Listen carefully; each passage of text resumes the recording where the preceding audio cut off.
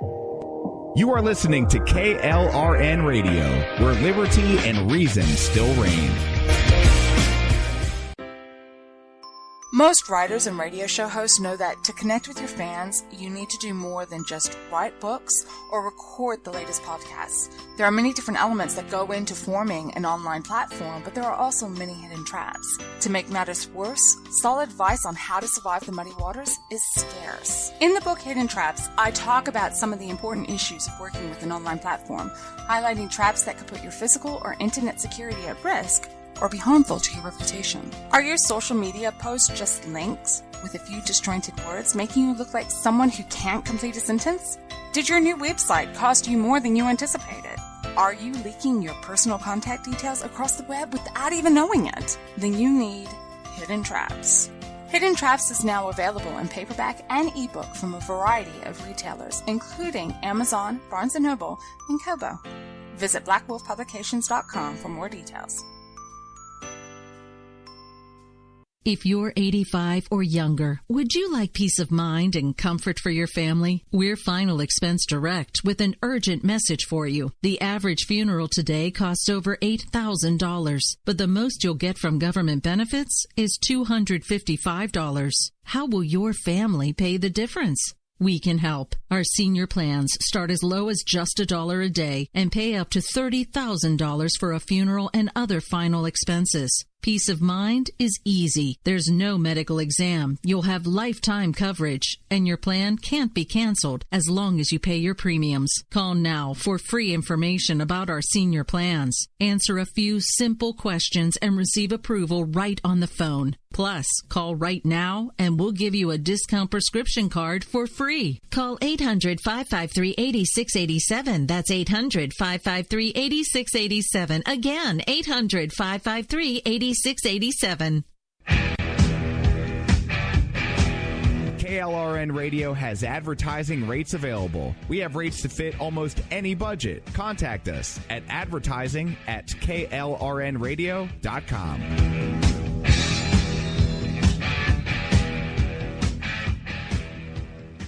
Everyone loves liberty. Our rights come from God, not the government. So why are you letting other people tell you what's best for your health care? Exercise your freedom with Liberty Health Share. Liberty Health Share is a community of people who voluntarily share one another's medical costs. Liberty Health Share is founded on the idea that most people truly want to help one another. Healthcare sharing allows members to do just that as a true community that supports one another in times of need. Liberty believes people should make decisions for themselves and their families. Members are able to take back the freedom to make their own decisions about their health care. Freedom from guilt or doubt about how your money is used. You have the freedom to direct your health care, not to be dictated to by bureaucrats. Stop letting others tell you what to do and join a community of like-minded people. Exercise your freedom. Join Liberty Health Share and take back the control of your health care while helping those around you. Call Liberty at 855-58-LIBERTY. Again, that's 855-58-LIBERTY for more information, or you can check them out at libertyhealthshare.org. Again, that's libertyhealthshare.org.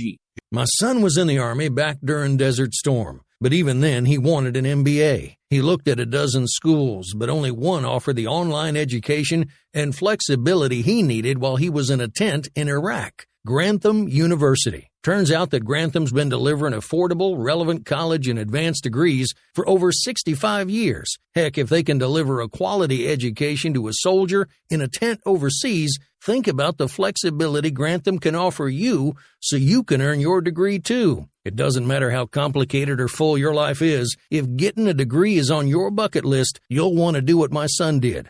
You'll want to call Grantham. Find out how easy it is to get started on your education so you can check that college degree off your bucket list. Call Grantham right now. 800-910-1370. That's 800-910-1370. Flexible, affordable, relevant. Call 800-910-1370. At St. Jude, a family never sees a bill at all. It's like the world has been lifted off of your shoulders. St. Jude Children's Research Hospital. Finding cures. Saving children. Learn more at stjude.org. Sometimes writers feel lost, unsure why a passage may not be working. It takes another set of eyes to help us nurture our writing into full maturity. At Black Wolf Editorial Services, we strive to enable writers to develop and grow, offering manuscript critiques and line edits through a mentoring editorial style. We also offer assistance on generating a writer's bio for your websites. Black Wolf Editorial Services, nurturing your writing into maturity. For a full list of services, visit blackwolfeditorial.com. You're listening to the Spark Radio Network, internet radio like you've never heard before. Innovation, creativity, and imagination are all said to begin with a spark. So fasten your seatbelt and take the ride of your life and listen for the spark.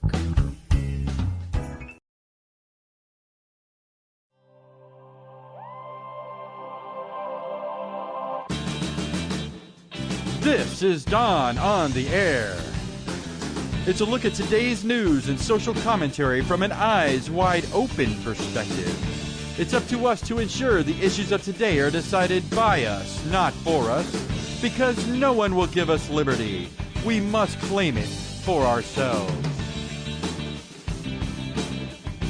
Sometimes, I don't know, man. Sometimes I just weep for America. You know, there's a crisis raging across this great land. An epidemic seeping into the hearts and the minds of our fellow citizens. And it's, well, people are destroying perfectly good appliances, like coffee makers. Yeah, they're just chucking them out the windows and smashing them with sledgehammers, just throwing away good money. All because someone on the internet told them to. Maybe I could use a little of that tribalism around here. You know, maybe build me a little Tyler Durden-style following, you know, to help me build momentum as I lead a charge across the airwaves. And welcome to Don on the Air. I'm your host, Don Weston. And no, I'm not starting a cult. I'd prefer to surround myself with sensible, free-thinking individuals. Yeah, I'm not a fan of the hive mind mentality. But what does that even mean? I mean, we call it the hive mind and tribalism, but, essentially it's the same thing. To me, these phrases, they represent the idea that people will go along with the group, even if they disagree with them, just as a matter of simply belonging. Now, I say it like disagreement is actually an option, but, well, look, this is how it starts. You go along to get along, even when you disagree. And it happens so often and with such regularity that eventually you forget to disagree at all. Then time goes on and you ultimately forget you ever disagreed in the first place. Welcome to the tribe. But don't get me wrong. I mean, you don't have to be disagreeable to be an individual. But it's when we forget disagreement's even an option. I mean, that's the point where agreement becomes subservience. That's when we willingly hand ourselves over to tyranny. I often discuss this on a grand scale, as when we elect the same types of politicians who routinely ignore the Constitution for the sake of party or ideology. People elected to a higher office swear an oath to support and defend the Constitution. They swear this oath not to America, not to the people, not even to their constituents. They swear their oath directly to the Constitution of the United States. Yet they most often ignore the Constitution every time their party or the lobbyists or a particularly loud grassroots movement snaps its fingers. Now the point is, they're often moved or swayed by anything except the Constitution, the document they swore their oath to support and defend. And we see these types of things on a smaller scale, too. The most recent wave of boycotts are an excellent example. Now, some believe in boycotts while others don't. I tend to be in the latter group. I think boycotts in general are ridiculous. I don't like being told how to think, and I typically don't seek out to dictate thought to others. I do share my opinions and my conclusions, and people are free to agree or disagree as they see fit. I mean, there's nothing more satisfying for me in this business than to say a bunch of things and then have people run off to go look into it for themselves. Yeah, so they can draw their own conclusion. Now, you could say my refusal to accept the conservative label is a boycott. And that's true, I guess. I stopped watching the NFL after about week 2 in 2016 because of the lack of response from the NFL to the kneelers. I even tweeted about it a couple of times. The difference is, I chose for myself. I decide which products or brands I'll use and why. If I mention it, I'm doing so because this is Don on the air. And I'm Don. There's nothing more to it. So now with that aside, the more recent wave of boycotts center around Sean Hannity. I don't watch Hannity's show, okay? But from what I gather, Hannity was talking about Roy Moore. That's the former Alabama judge running for Senate who's allegedly involved with some sort of sexual assault involving minors. Now, there's a lot of angles to this particular story, but for this point, Moore is a Republican. Some say Hannity's defending due process, while others say he's dutifully defending Moore because of his party affiliation. Now, regardless of the reason, folks are complaining on social media to advertisers, claiming Hannity is defending a child molester. So companies begin pulling their advertising. Now, this was the start of a boycott against Sean Hannity. The thing of it is, given the nature of our super-sensitive, ultra-feel society, advertisers, they must deflect a constant barrage of complaints about the shows they advertise with. So to me, when a company decides to take a stand regarding its advertising, they must have a personal stake in the decision. Of course, this is a free market society, and I don't mind one bit that a company would pull its advertising from a certain program, regardless of the reason. I simply question the judgment involved with turning your business into a political advocacy group. Yeah, I remember a time when companies were grateful for their customers. Companies used to believe the only reason they existed was because of the customer who spends money on their products or services. It appears in our insta-feel society, some companies have forgotten that they exist to serve all of the customers. So we now have people on the internet encouraging one another to destroy their Keurig coffee makers.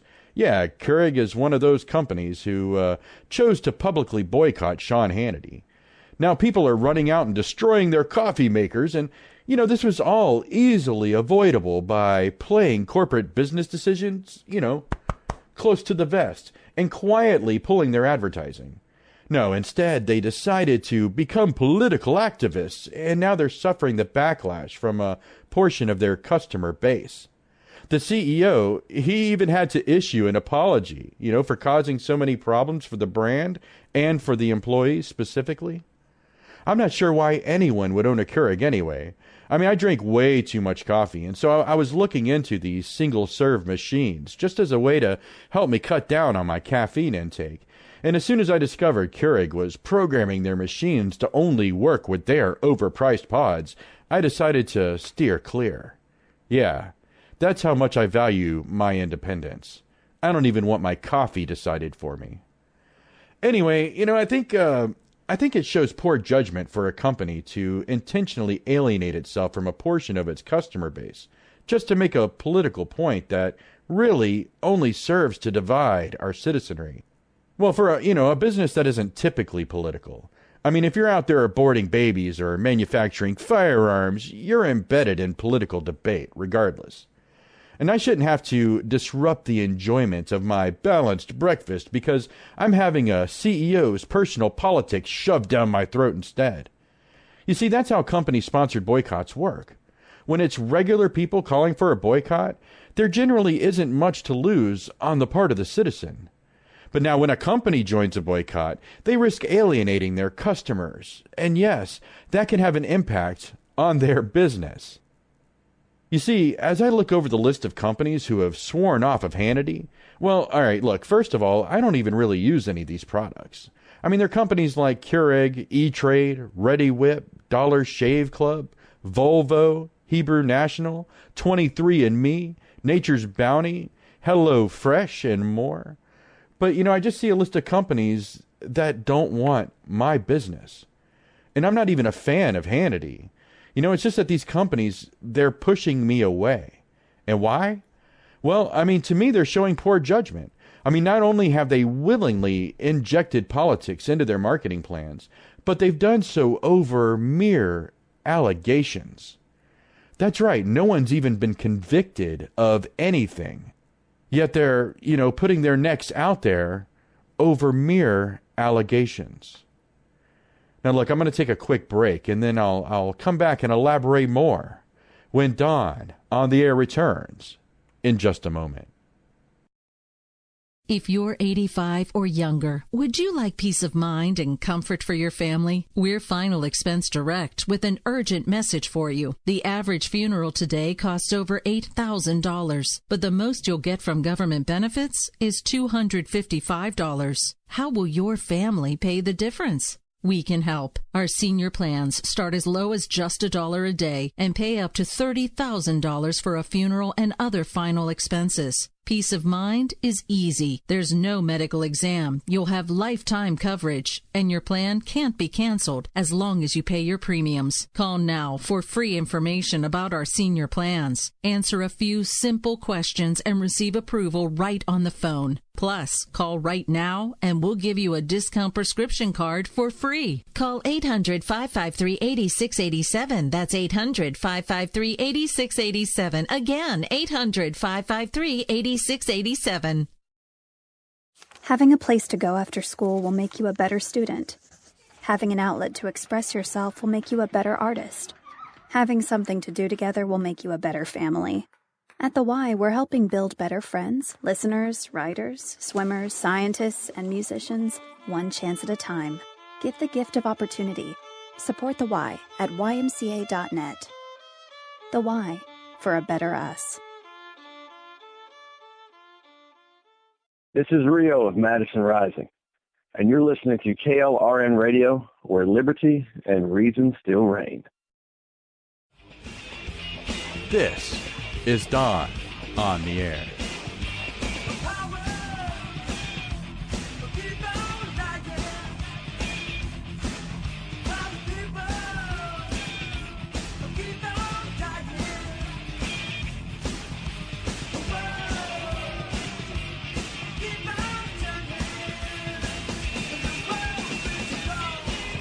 Hey, welcome back to Don on the Air. This is Don Weston, and you can find me on Twitter at Don on the Air. You can also reach me by email, donontheair@klrnradio.com. And if you're listening to me live, come join me in the KLRN chat room at klrnradio.com. And if you can't join us live, you can always stream Don on the Air at my show page at klrnradio.com. Now, before the break, we were discussing Hannity advertiser boycotts and the counter boycotts and this hand grenade tennis match I've been watching, going back and forth until the word allegation came up. Now, look, I'll reason with you. I'm no fan of rape. Okay, it's weird that I should have to qualify any statement that way. Actually, it's weird that we even have anti-rape activists out there at all. Who's pro-rape? Well, according to a lot of those activists, most men. But yeah, for as surprised as I am that we have anti-rape activists, it seems stranger still that we need to segregate ourselves into groups. This side over here is for women, and that area over there is for children, and this little corner over here, that's for men. Divided. It's no way to conquer a widespread problem. The more we focus on one specific group, the less light there is to shine on the rest. The idea is to end all forms of sexual abuse, isn't it? It seems like a concept that should be simple for people to unite behind, right? Anyway, with sexual assault allegations being the latest craze sweeping across the nation, it's only a matter of time that some false accusations slip in. That's always been the problem with this I believe every victim mentality. Society seems to have gone from one extreme to the other, from where the victims were rarely taken seriously to where every accusation results in the destruction of the accused's way of life. Now, this is exactly what I've meant in the past when I've said that, the accusation alone can destroy someone's life. The people I've spoken about have admitted to being a victim. I don't assume someone was a victim based solely on appearances. And I've also spoken about those who admit, in one way or another, to guilt. Kevin Spacey's deflections were a sign of guilt. Louis C.K., though I haven't spoken of him yet, he may have used half-truths to try to minimize the impact of his actions. I spoke about Weinstein, where there was legitimate evidence offered. Now, in their fervor, victims who have been afraid or ignored for so long have inadvertently begun witch hunts. Now, I remember thinking how odd it was that these male celebrities were keeping eerily silent on the Weinstein accusations when all of this started. Now I kind of see that they were just, keeping their heads down. Guilty or not, proof or not, just the mere accusation can end your career. So yeah, the only cases or instances I've commented on have had proof or confessions. Well, aside from my own, but I also refrain from openly accusing anyone. There's no proof, and we're well beyond the statute of limitations. So when I call for action on something, I'm careful to qualify it by saying things like, cases that can go to trial. Now, typically, if a case can go to trial, the prosecutor believes that there's sufficient evidence to carry the burden of proof. This is all a part of due process, and due process is very important. You see, due process is what helps us weed out the instances where innocent people are accused of crimes. The idea is to protect the innocent until they are proven to be guilty, and then they're judged and punished by society's standards. The judgment, and especially the punishment, are supposed to come after the evidence proves guilt.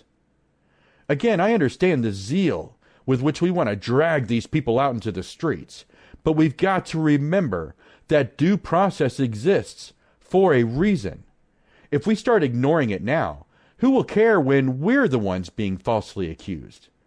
And it doesn't have to be about sexual assault. What about political dissent? Haven't you noticed how readily people throw around terms like treason?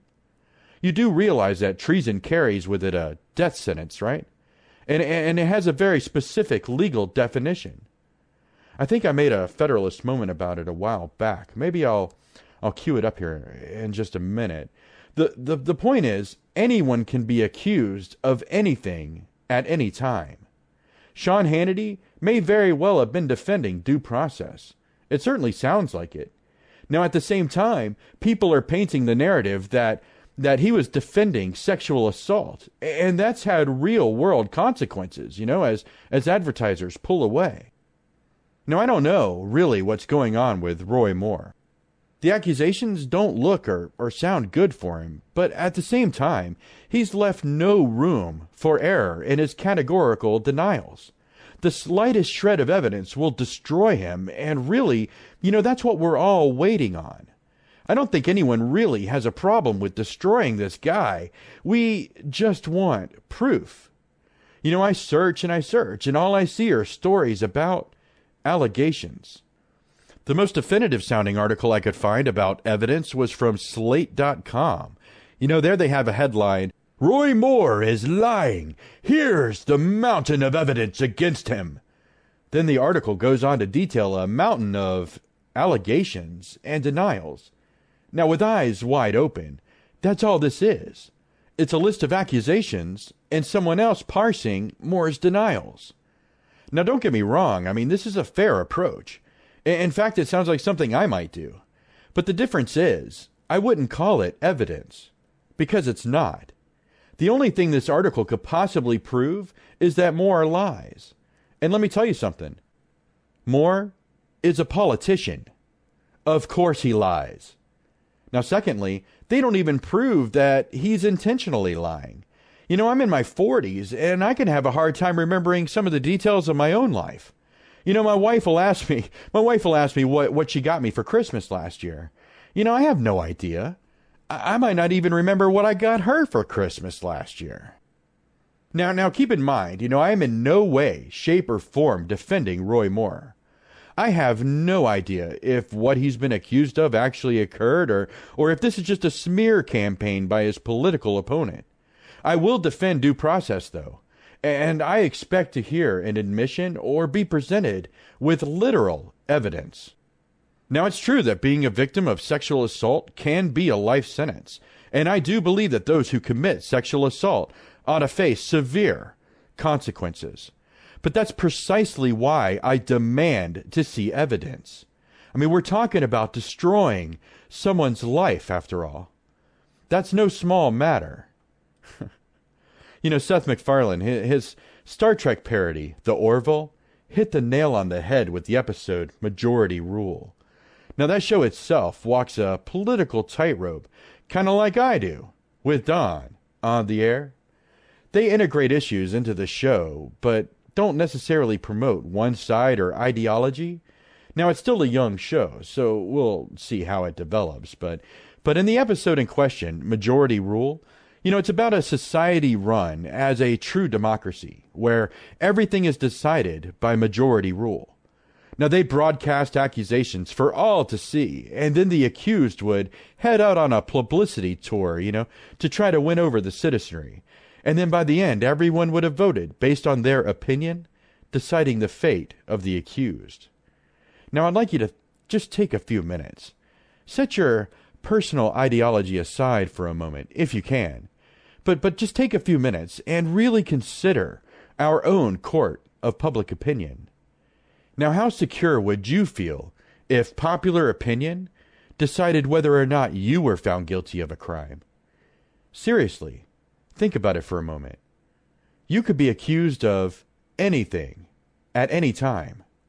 And we take those accusations and we blast them all over the city, the state, maybe even nationwide.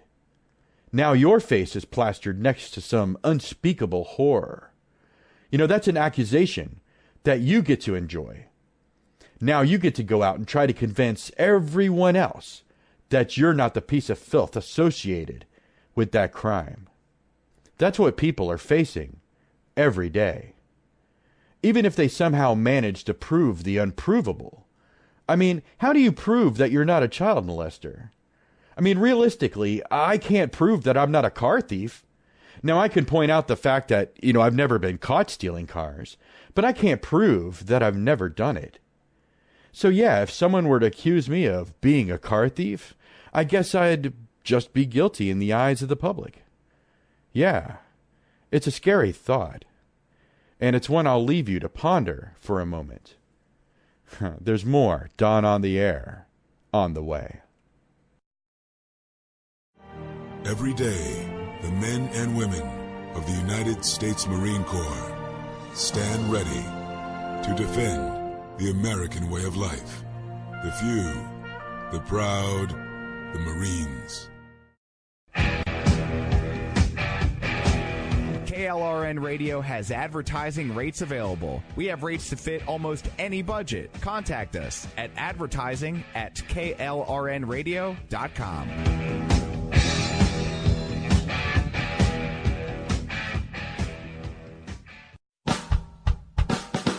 You're listening to the Spark Radio Network, Internet radio like you've never heard before. Innovation, creativity, and imagination are all said to begin with a spark.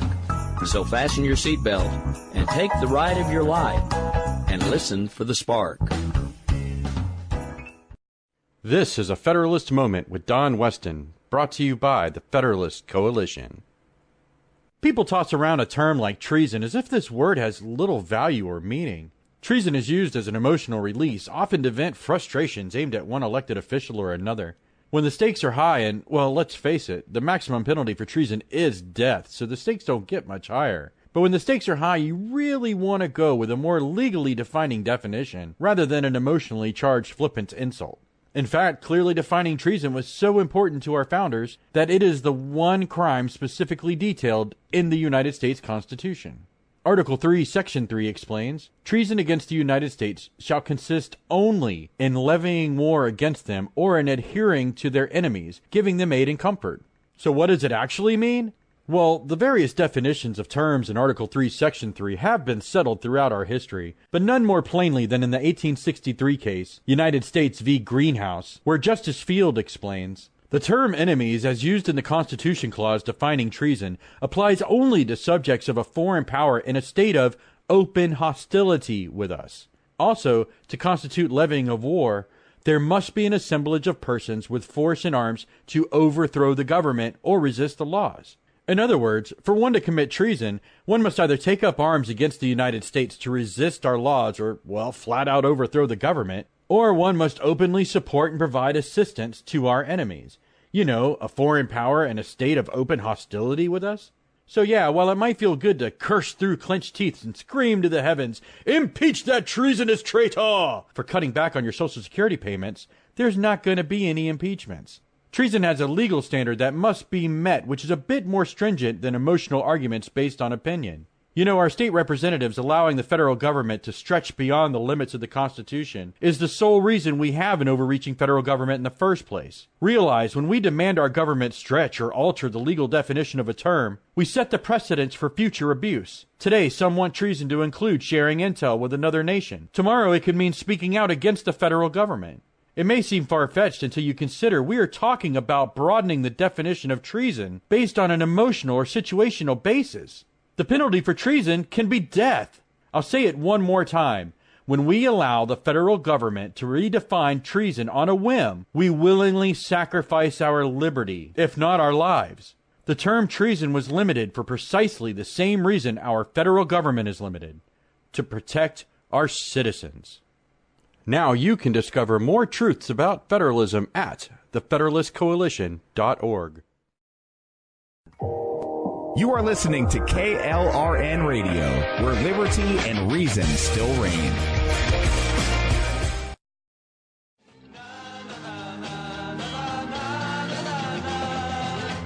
This is Don on the Air.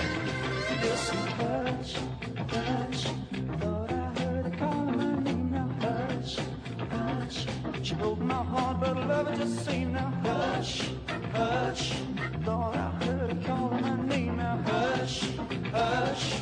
I need the loving and I'm not to blame now. You got her early in the morning. You got her late in the evening. Oh, that need it. Hey, I gotta have it. It's weird sometimes how there's controversy in just about everything. Well, I mean, it makes sense when you consider just how many people are in this world and how many of their opinions can vary in multiple ways. And as a society, you know, even as a nation, we tend to grow when we face controversy. It's just that a lot of the times the controversy is manufactured, and that's when I'm put off by the whole thing. Oh, welcome back to Don on the Air. Now, I'm not sure if you're familiar with this movie, Get Out. It's a great flick, chock full of surprises, and I'm about to spoil the whole thing. Get Out was released back in February, and that was like 9 months ago. I'm guessing if you haven't seen it by now, you probably weren't going to, and if you are, then you don't want the movie spoiled for you? Check back with me in about 10 minutes or so. So this movie, Get Out, it's up for a Golden Globe. Now this should be great news, but of course it's mired in controversy. You see, the category Get Out is nominated for happens to be the best motion picture, musical or comedy. Yeah, it makes you wonder if they actually watched the movie, doesn't it? I mean, sure, it has some comedic elements, but that doesn't qualify a movie as a comedy, does it? Well, I mean, let's see. Now, to figure out how to classify this movie, I'm going to rely on the ancient art of screenwriting 101. Now, if you want to figure out how to properly classify a movie, you begin with deciding what the movie's really about. And you do this by removing setting and subplot elements until you get to an element that you try to remove that drastically alters the plot. Now, with Get Out as an example, once you shave it down to the bare minimum, you're left with the concept of people seeking immortality through body stealing. That's the entire plot of the movie. Of course, folks claim the movie's actually about the systemic racism in our society. And I understand that was probably the intention all along. Writer and director Jordan Peele certainly said it was. And the movie was billed to be about racism. You know, I remember the commercials that seemed to parody "Look Who's Coming to Dinner" with Sidney Poitier. For Get Out, the commercials were like a white girl brings her black boyfriend home for the weekend to meet her parents in their white neighborhood. The only other black folks he sees are either servants or just acting strange. There's an action montage showing a black guy scared and being chased around by white people, and then suddenly the screen fills up with the bold words, "Get out!" I mean, I went to the movie expecting it to be about systemic racism, and I kept thinking, there's no way they could have just made a white devil movie like this, without some historical or true story context. I mean, that would be horrible. So I figured there had to be a catch. And a catch there was. The body stealing angle. So yeah, I applied a little screenwriting 101, and I realized the plot of Get Out wasn't about racism at all. Again, with the intentions and all, but if racism was the intention of the movie, then they went way too far trying to hide it. The body stealing, it becomes the one aspect you cannot remove without drastically altering the plot. Now, one could argue the theme of the movie, it's about racism, and a theme is essentially a topic. The subject of the movie. These folks are confusing plot with subtext. The plot defines the main events that transpire and tell the story, while the subtext is the underlying theme that adds, flavor to the plot. Basically, the plot can exist without the subtext. The subtext, however, cannot exist without the plot. Now, in an artistic sense, there's a subtext about slavery in this movie. White people are enslaving black people by taking over their bodies. Now, first, you have to consider it's not like the whites were putting the blacks to work or anything. You see, they literally take over their bodies and set the consciousness of the victim aside. It's actually more like imprisonment than slavery. But even still, you can remove the racial element and the plot survives. Make every person in this movie white, and the movie is still going to be about people stealing the bodies of other people to prolong their own life.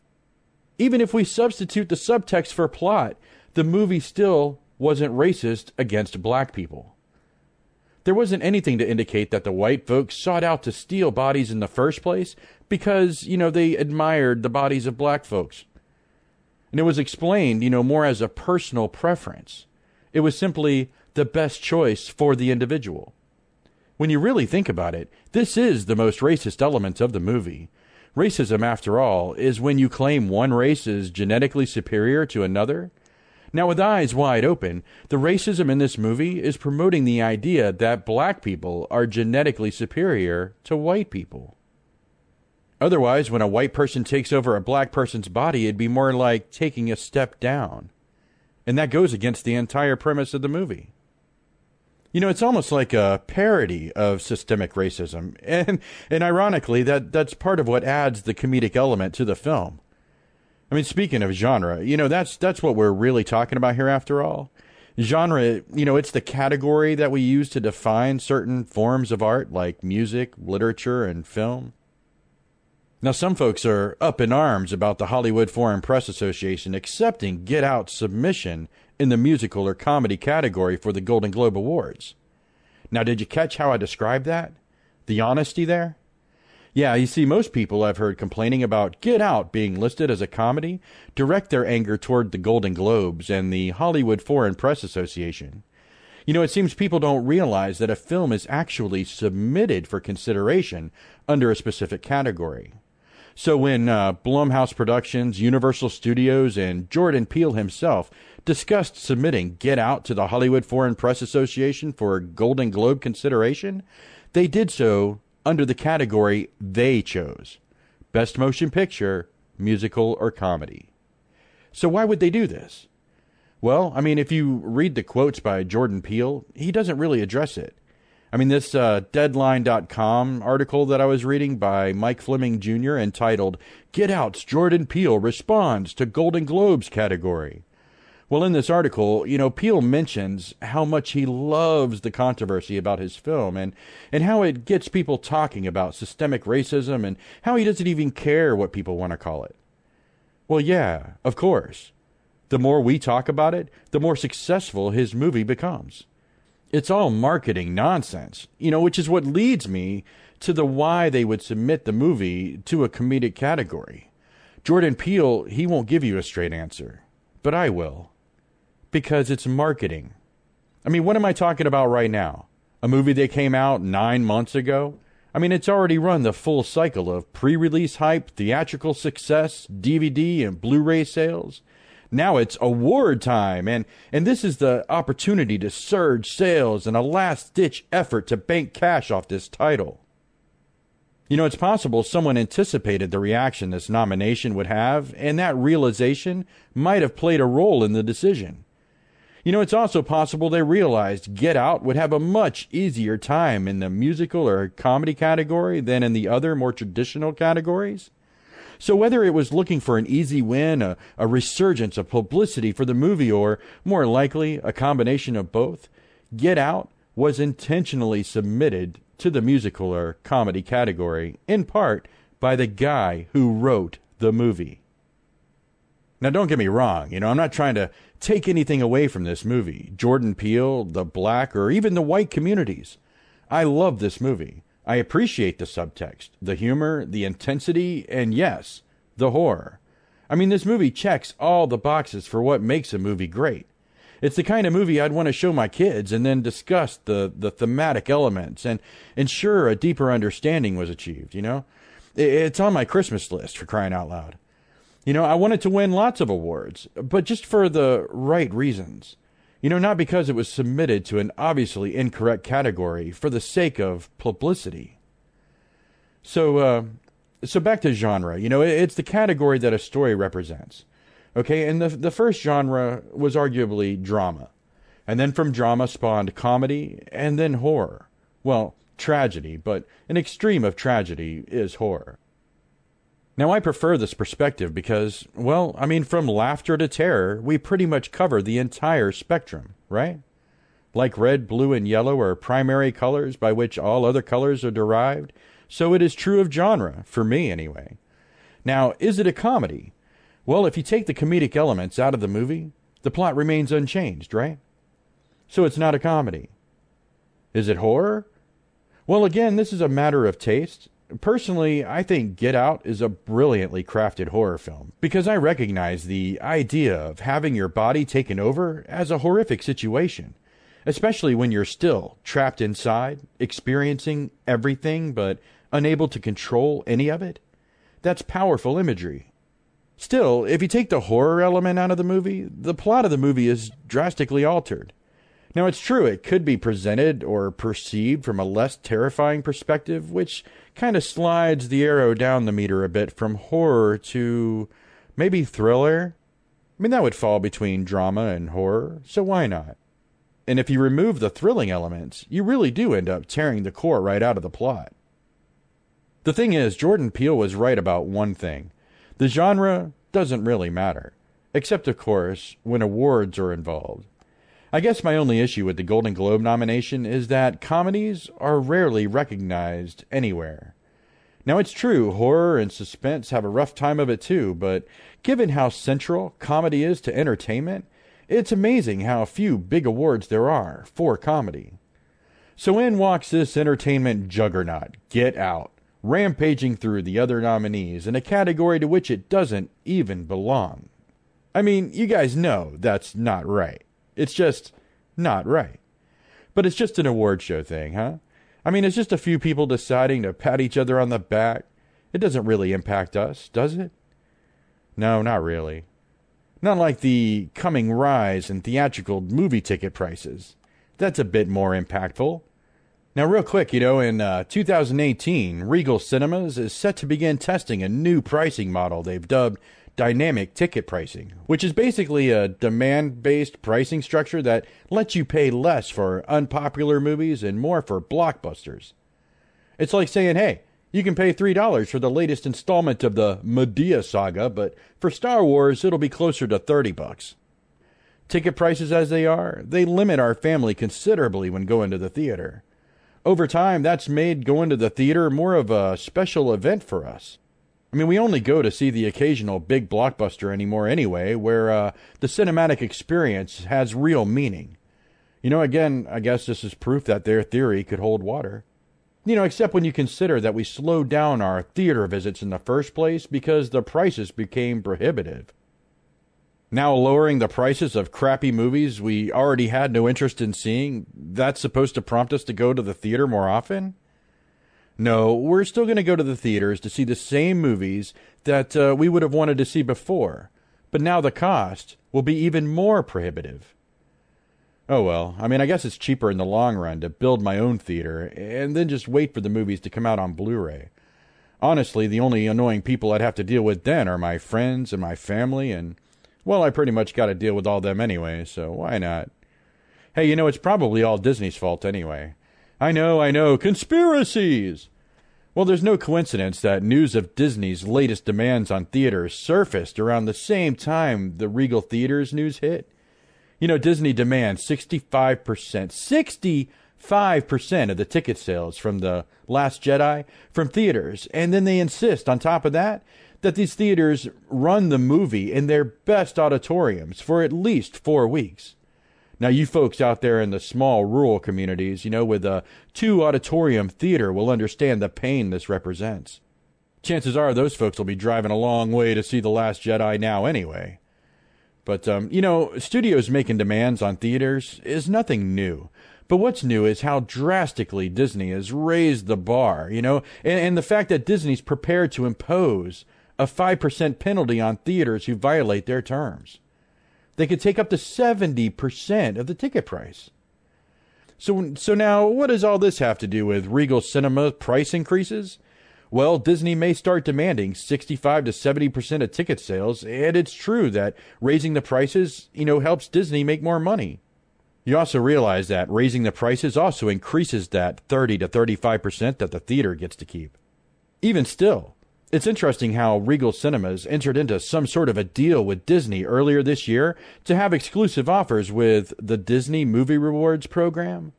Not to mention, Regal is the second largest theater chain in the country, and now they're set to make Disney buckets of cash. Second to AMC? Isn't AMC the only theater chain with theaters and Disney theme parks and resorts? It's less like a conspiracy and more like business. More Dawn on the Air in just a moment.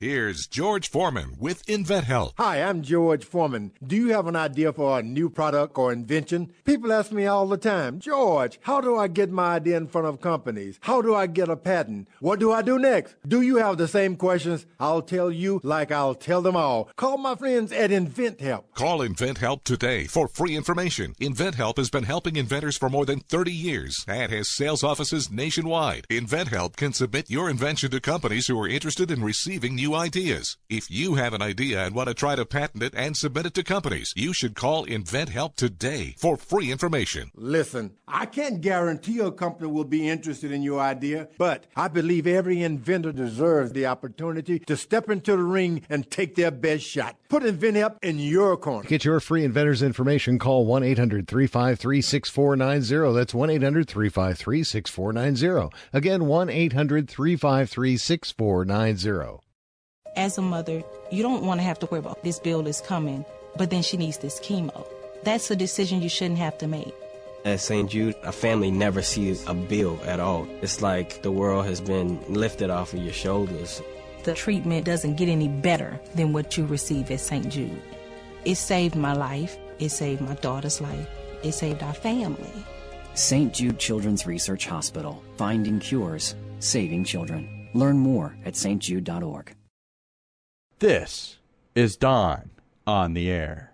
Oh no, oh no, oh no. Yo, yo, yo, oh no, you didn't. Sucker tried to play me, but you never paid me, never. Oh no, you didn't. Payback is a coming, you will be running forever. Oh no, you didn't. Until I get my vengeance, I will never end this mayhem. Oh no, you didn't. I'm a mercenary, you ain't got a prayer, you owe me.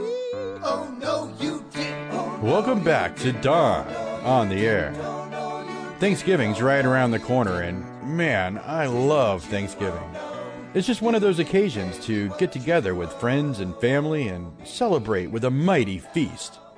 At our house, we typically celebrate our yearly blessings and the fact those of us who can be together are together. That's not always possible, and it seems to become rarer the older you get.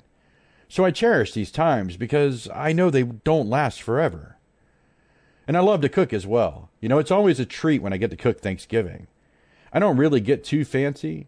I roast a turkey, mix up some sweet cornbread, dressing, some greens, usually beans with a sweet bacon glaze, and some sweet potato casserole. Oh, and devilish deviled eggs, of course. I prefer them flavorful. Now, I get to cook this year, and it's going to be fun. I decided I'd let my eldest help me out. You know, I may as well pass along some tradition to him, right? Anyway, Thanksgiving, you know, it used to be an amazing event for me. It was fun to show up at my grandparents' house and spend the day with family, especially folks I didn't get to see very often, like my aunt and her family. We just hang out and catch up on our lives. Later, we'd share a wonderful feast, you know, and the men would fall asleep watching football and the women would clean. Of course, these days, you might think that was a little sexist, but really, it gave those who felt so inclined the time and the privacy to just vent and gossip. So, nothing sexist, just a matter of perspective. You know, then we'd have dessert together before people began trickling out. And even though I admit I was among the first to slip out, you know, I still enjoyed those times together. But that was like 20 years ago, and those days are long gone for me. When my grandparents passed away, my big family just drifted apart. We essentially all went our separate ways. From Georgia to Kentucky to New Jersey. Even my wife's family's all spread out. We won't get to see her parents again probably until next year. You know, even if we were all here, things wouldn't be the same. I mean, we couldn't even fall asleep watching football anymore. You know, the political activists took that away from us. But still, life is what it is, and sometimes, you know, we just can't be together. But time goes on, and sometimes even tradition fails us. That's why I'm always so thankful when those who can join us do. We never know what the next year will hold. But one thing that's really upset me now is how retailers have encroached on this traditional family time. You see, something else I've always loved about this time of year is Black Friday. Yeah, I was one of those warriors who'd trek out into the wilderness at 2 a.m., you know, and set up camp and await the doors to open at 5 a.m. so I could rush in like a crazed lunatic, ready to throw bows for a discounted toy my kids would surely lose interest in just 2 weeks later anyway. But, you know, there was a lot of competition and anticipation involved, and we'd spend a good week mulling over the inserts and the ads, you know, picking out all the fun things we normally wouldn't spend the extra money on. But, you know, these things just happened to be discounted just enough to where we could justify splurging. You know, just to see the gasps of excitement and the amazement on our kids' faces. And the whole thing was fun, you know, and it made the occasional bruised rib or groping worthwhile. Yeah, it's not Black Friday if you don't get bruised or groped at least once. But, you know, before all that, I occasionally worked in retail, and there was no day that was more fun to work than Black Friday. It was a madhouse. I loved watching the shelves melt away into nothingness, you know, as we continuously struggled to keep them stocked, and helping customers finding that last item they just had to have, but it was shoved way back in the back, you know, from all the commotion. And it was exciting, you know, considering how bland the rest of the year was. You know, Black Friday was always something to look forward to. And now that's all over too. Not just for the customers, but for the employees as well. Some stores open as early as 5 p.m. Thanksgiving evening, and others don't even close for Thanksgiving at all anymore. It's awful. In their quest to maximize sales and outdo one another, retailers have forced families into deciding between, you know, whether they want to spend a little extra time together on Thanksgiving as a family or, you know, maybe being able to offer an exceptional gift they wouldn't normally be able to afford. I mean, look, man, Christmas is not about the gifts, not by a long shot. But let's be real. To most of us, the gifts are a part of the fun. Whether you're giving a gift and enjoying the reaction or, you know, even if you're just receiving a gift, gifts are fun. And as I've mentioned before, you know, we're a frugal couponing family. There are a lot of things we just won't buy or we won't do if it's not on sale or discounted in some way. We're not cheap, mind you, but this is how we survive, rough financial times. By being thoughtful with money all the time. Anyway, families like ours, we depend on deeply discounted sales to be able to do those little, more special than usual things for our loved ones. And the thing of it is, shifting Black Friday to Thursday not only interferes with the family aspect of Thanksgiving, but it also adversely affects the discounts. Think about it. Once upon a time, there were maybe, a third of shoppers willing to go out and fight for the deep discounts because of the time and inconvenience. Then they shifted all of that to an earlier time and made the sales more accessible. So now, let's say maybe 2/3 of shoppers are out there willing to participate. That's a whole lot more people to come for those same deep discounts. And with that big of an increase, retailers have to increase demand with it all or increase the prices. Over time, many of the few amazing discounts were suddenly gone, and now we're just left with a lot more minor discounts. Now, we can buy most of the sale items online, without ever having to go to the store itself. Again, now that takes all the thrill out of the experience. My eldest son wants to go with us this year, and we're going to let him. And he's expecting it to be all chaotic like the stories he's heard, in the past. And I have a feeling that he's going to be disappointed. I mean, it would be safe enough to let our 8-year-old go if we felt so inclined. Well, in a way, this all brings me around full circle. You see, in their zeal to boost sales, these companies have pushed their retail into our Thanksgiving. And the side effect of pushing too hard to compete is we don't even have to go into their stores anymore. Well, not for most things, because it's all online now. And if they keep pushing, they're going to have to put everything online in order to compete. And we won't even need to go to the brick and mortar stores at all. How wonderful it'll be for all those people, that rely on those low-wage jobs when those jobs are no longer available. Retail stores will simply become distribution hubs. And imagine how well that'll work out for the government. Hubs already in place for distributing goods to the masses. Good times. My advice is to just keep Thanksgiving about family and friends. It only takes one tragedy or natural turn of events to change what holidays mean for you. All I can say is enjoy these moments while you've got them. For me, it's time with my kids. Having my wife and kids here with me, I know it won't last forever. The kids will grow up and move out. They'll have families of their own and have to divide their time around the holidays. The sales, the stuff, while we've made it a part of our holiday experience throughout the years, it's only a part of the holiday experience. It's a part that's much easier to live without than the family, because for me, without family, all of this means a whole lot less. Well, look, guys, that's going to do it for me this evening. I think this might have ended up being sort of a mid-season finale or something. I'm honestly not sure when I'm going to return. I know I have to take this next week off, and then shortly my kids will be out of school. That means I'll have a full house, which makes all of this a bit more difficult. I happen to broadcast from my living room, if you can believe it. If I decide to make this a regular gig, then I'll just build a sound booth for myself, maybe early next year. In the meantime, if I do take an extended break, keep an eye out on my Twitter account, @DonOnTheAir, for updates. I'll set up a Facebook page soon and disseminate information there as well. I'll still be here, either replaying shows from earlier in the season or compiling best-ofs. The good news is, if this all goes down as I expect, it'll be with Don on the Air returning as a full-time effort. I might even transition into a daily show. Who knows? Anyway, look, I'd like to thank each and every one of you for your support and encouragement. This has been an incredible journey so far, and I look forward to continuing it for quite some time. And I owe a very special thanks to Rick and Ann at KLRNRadio.com for lending me the opportunity to rant and rave and share my experiences with everyone. And, well, look, thanks again, and just remember, the Constitution, it exists to protect us, not control us. When folks who seek to control us ignore the Constitution, it no longer protects us.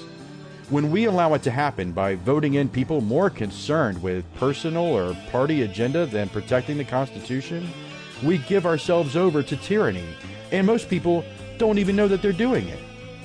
In this coming year, I challenge you to make a resolution to read the Constitution. Don't read an interpretation of the Constitution. Read the Constitution, word for word, and understand its meaning for yourself. You might be surprised what you learn.